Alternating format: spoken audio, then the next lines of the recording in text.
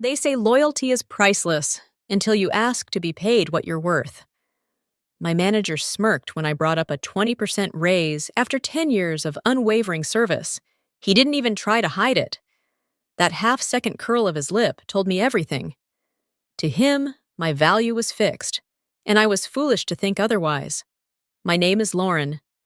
I've been with the company for a full decade, through mergers, restructurings, hiring freezes, and budget cuts. I was the steady hand in chaos, the one who stayed when others left, the quiet backbone of our data operations. I didn't climb the ladder for glory. I did it because I cared. About the team, about the work. And I believed, naively perhaps, that at some point, someone would notice. But what do you do when you realize your loyalty is being used as a discount? This year had been rough. My daughter just got accepted into college. An amazing achievement, but one with a price tag. My mother's medical bills were climbing fast. The rising cost of everything, from gas to groceries, meant I had to reconsider my finances. A modest raise wasn't just a want. It had become a need. So I asked. I didn't come in demanding the moon. I scheduled a meeting, prepared a one-page summary of my contributions over the past 5 years, and calmly explained why I was requesting a 20% adjustment to my salary. His response? A laugh. A short, sharp exhale through his nose, followed by, 20%? Lauren, you know we don't do that here. That's not how internal promotions work. I tried to hold my composure, but something inside me broke. Not because he said no, but because of the way he said it. Like I was naive. Like asking to be compensated fairly was some childish fantasy. He went on to say that HR caps all internal raises at 10%. Even that's rare, he added, as if to warn me not to dream too big. He wrapped it all up with a patronizing smile and a casual dismissal. If money's that important to you, maybe look outside. That night, I sat in my kitchen staring at a college tuition bill and my mother's latest prescription invoice. I thought about the weekend I'd just spent cleaning up a broken data pipeline while he was golfing in Arizona. About the time I canceled a family trip because the team was short-staffed. About how many times I'd said yes while swallowing the quiet no rising in my throat. And I remembered something. 3 weeks ago, I had received a LinkedIn message from a recruiter. I never replied. It was still sitting there, unread. I opened it. Hi, Lauren. We're building a new team and your experience caught our eye. Would you be open to a conversation? I stared at it for a long time. Then I clicked reply. I didn't sleep that night, not because of the recruiter's message, but because of everything that came before it. The smirk, the dismissive tone, the way he made me feel like I was asking for something unreasonable. I had spent 10 years believing I was part of something bigger. Turns out I was just convenient. The next morning, I put on my usual calm expression and walked into the office like nothing happened. That's what we do, right? Especially women like me, who've learned that emotion in the workplace is often seen as weakness. So I smiled, replied to emails, took notes in meetings, and even cracked a joke or two. But under the surface, something had shifted. I began to pay closer attention. To the subtle ways my efforts were invisible. My name wasn't mentioned during our last quarterly review. Even though I'd pulled all-nighters to clean up a project that could have cost us the client, a junior analyst got praised for work I'd mentored them through. My manager used words like team effort when it was really Matt doing the heavy lifting. I thought of all the missed birthdays, the canceled plans, the late nights. I thought about how my daughter once asked, "Mom, do you even like your job?" And I didn't know what to say. I thought about how many times I'd told myself, "It'll pay off eventually." Eventually never came. So I replied to the recruiter. We scheduled a call for Thursday. I told no one. That week, I worked harder than ever. Not because I wanted to prove anything, but because I wanted to leave with my head held high. There's something quietly powerful about doing your job well, even after you've been made to feel small. That's the part they never understand.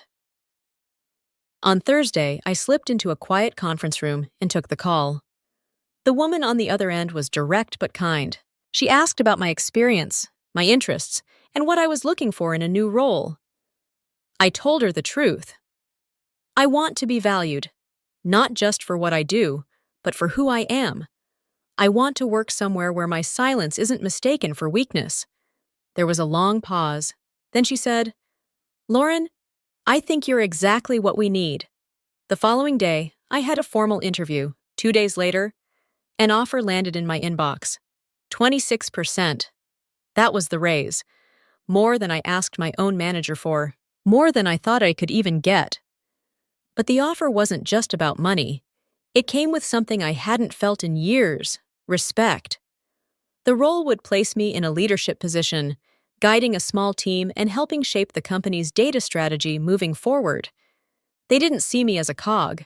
They saw me as a voice. I sat with it for a night. Then, as a courtesy, I messaged my manager. "If you're open to meeting the 20% we discussed, I'd be happy to stay. I love the team, but this new opportunity would be hard to walk away from." He replied 3 hours later. "We have policies in place. You know the cap. Best of luck." And just like that, my decision was made. I stared at his reply for a long time. "We have policies in place. You know the cap. Best of luck." Best of luck? After 10 years of building systems, mentoring staff, smoothing client tempers, and sacrificing my personal life for quarterly deadlines, best of luck was all he had to offer? I wasn't angry at the words themselves. I was angry at the casual way they dismissed me, as if I were just another folder in his inbox to be archived and forgotten. So, I let the silence between us grow. No emotional farewell, no second-guessing. I quietly accepted the offer from the new company and began drafting my 2-week notice. My last act of professionalism, I told myself. In the days that followed, I continued to show up and deliver as if nothing had changed. But something had. People started to notice. "You seem lighter," a colleague said. Another joked, "You finally take a vacation or something?" If only they knew. I was simply free from waiting for recognition that would never come. Then came Friday. I walked into my manager's office, printed resignation letter in hand.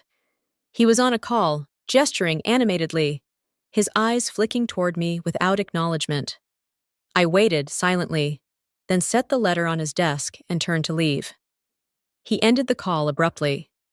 "Lauren, what's this?" I looked back. "My resignation, effective 2 weeks from today." He blinked. "You're leaving?" I nodded. "To where?" I smiled politely. "An opportunity that met my expectations." The room fell silent. No jokes, no smirks. Just confusion and something else.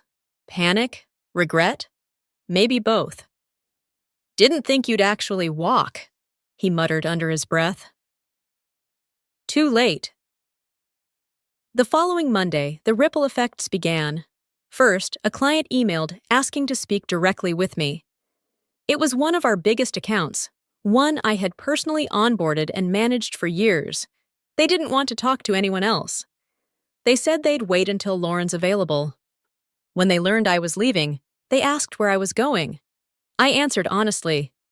3 days later, that same client notified my former employer that they were pausing their upcoming renewal pending internal changes.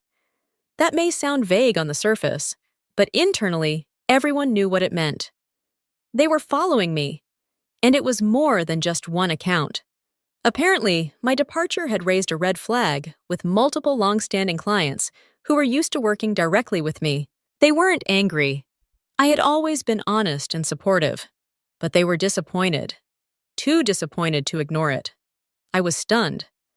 Not because I didn't know I had strong client relationships, but because I never realized how much those relationships mattered.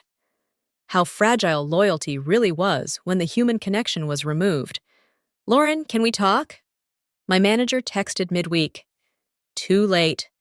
I kept my final days professional but short, wrapped up projects, handed over documentation, left everything clean. On my last day, there was no cake, no group email, No awkward goodbyes in the break room. Just a quiet nod from the admin, a few hushed thank yous, and a surprised look from one senior VP I had once saved in a data compliance mess.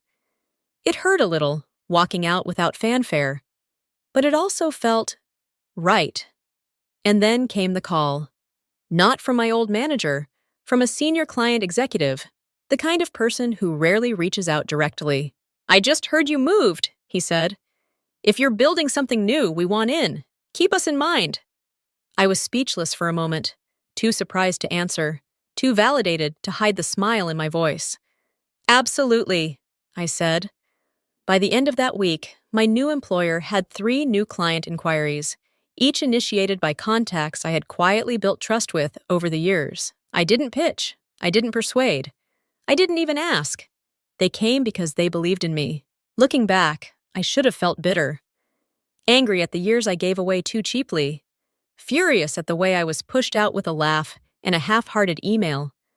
But I wasn't. Because this was better than any apology. By Monday morning, the mood in my old office had shifted from awkward silence to barely concealed anxiety. Rumors swirled. 3 major clients had delayed renewals. The same clients I had spent years nurturing, guiding through contract changes, regulatory updates, and tech migrations. They weren't just accounts on a spreadsheet. They were relationships. Relationships my former manager had always taken for granted. He looked shaken. I heard from a colleague, one of the few I still trusted, that upper management had called him in for a closed-door meeting. "They want to know how you slipped through the cracks," she whispered over lunch. "And why no one tried to stop you."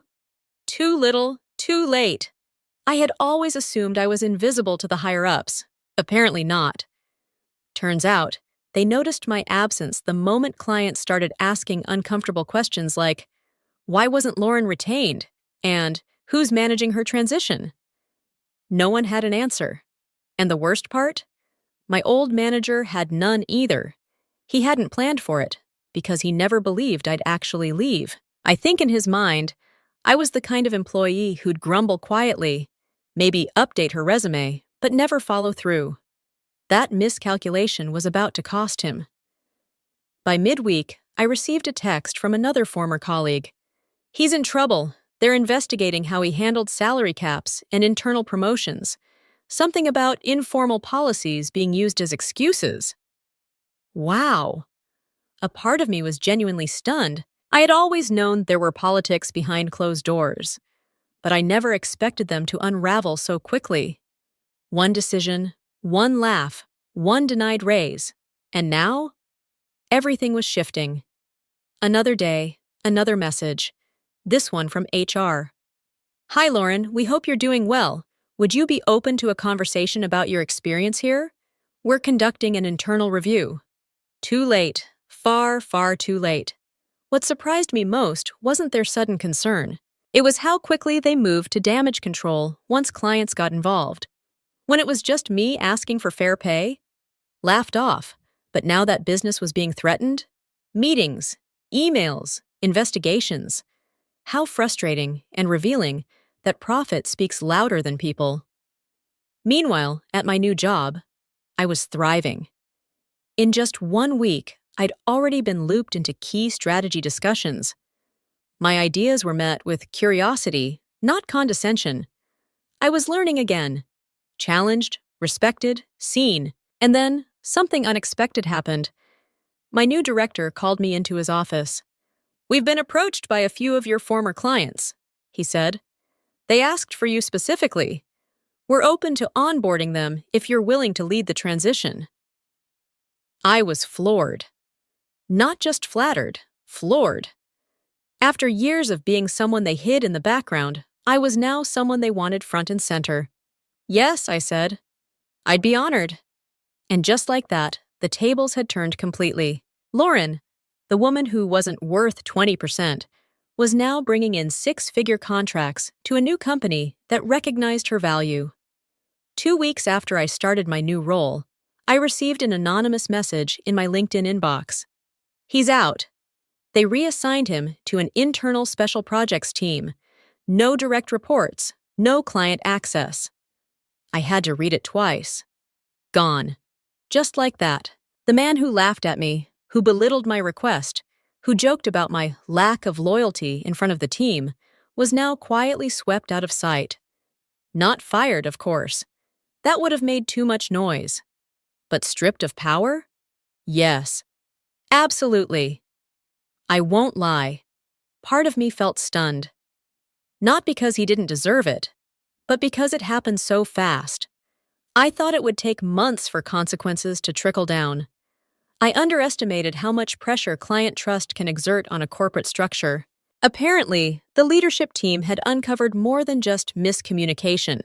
Several employees had come forward during the internal review, describing similar experiences: requests denied, performance overlooked, and promotions blocked for vague, unwritten reasons. Turns out, he'd been using the 10% cap as an excuse to maintain control. HR had no record of such a policy. What struck me most was how many of my former colleagues messaged me quietly, thanking me. "Your story gave me the courage to speak up." I always thought it was just me. I stayed too long, too afraid to look elsewhere. You showed it was possible. I never set out to be anyone's example. I just wanted fairness, respect, a salary that matched my worth. But suddenly, my quiet exit had become a ripple, and that ripple was now a wave. At my new company, things moved quickly. The clients who followed me over were onboarded within 2 weeks. I was asked to lead the integration team, bridging their systems into our workflows. Meetings that I used to be excluded from were now mine to run. And at the end of my first full month, my new director pulled me aside. "We'd like you to speak at the upcoming leadership roundtable," he said.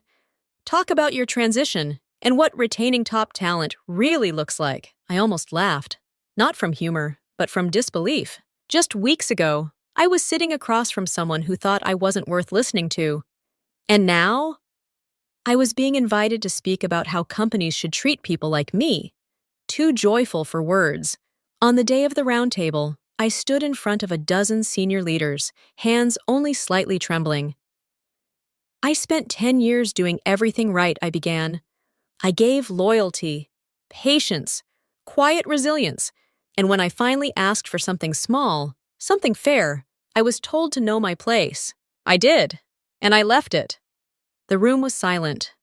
I went on to describe not the pain of being undervalued, but the freedom that came with finally walking away. The clarity, the quiet power of knowing your worth.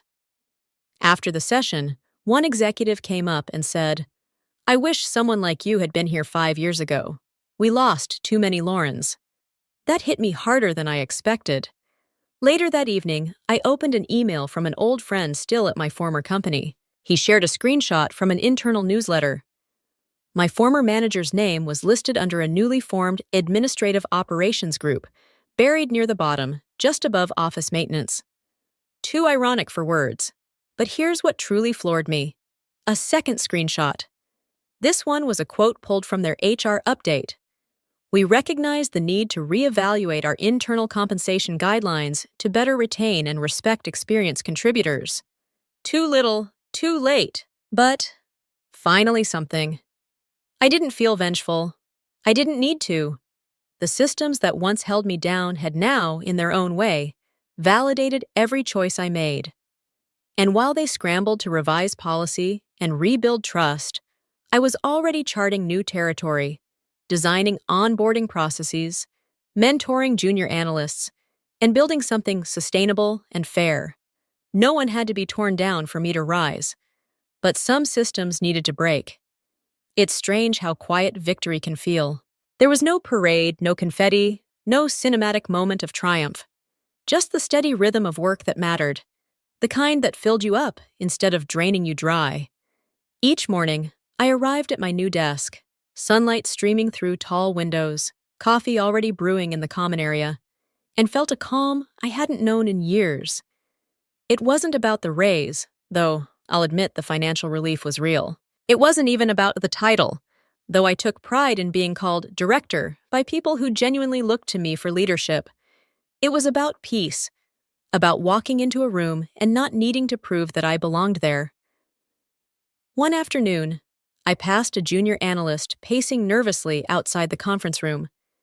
She had just presented her first proposal, and from the way she wrung her hands, it hadn't gone as smoothly as she hoped.